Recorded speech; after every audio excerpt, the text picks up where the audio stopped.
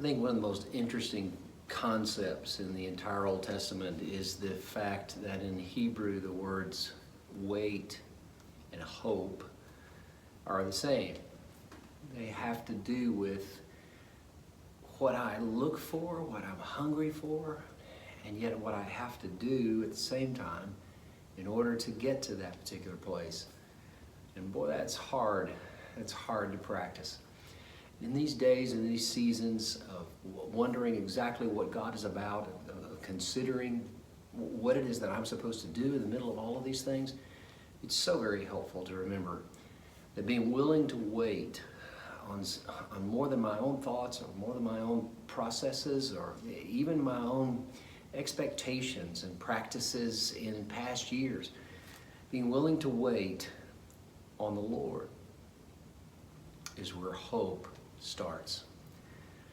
So I'm encouraging you today to consider what the word Isaiah teaches us about in his passage, where he tells us that those who wait upon the Lord will renew their strength.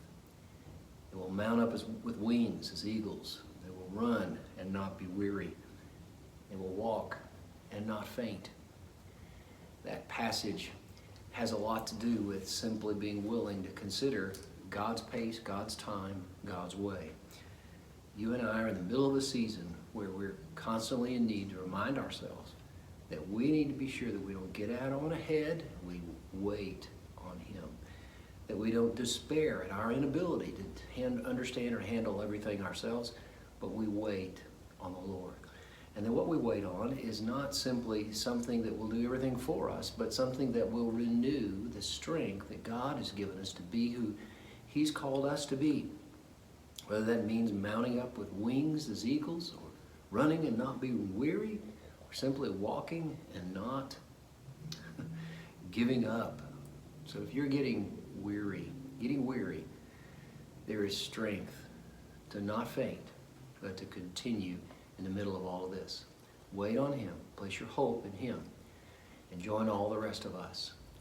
And whether it is what you've expected or you haven't expected, as we look forward and we do what He has in mind, we'll find renewal. That means doing things a little bit differently.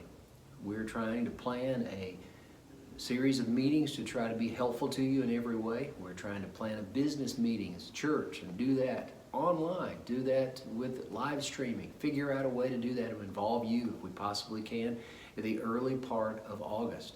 So don't be surprised if we do a business meeting in a way we've never done a business meeting here before at Kingwood First Baptist.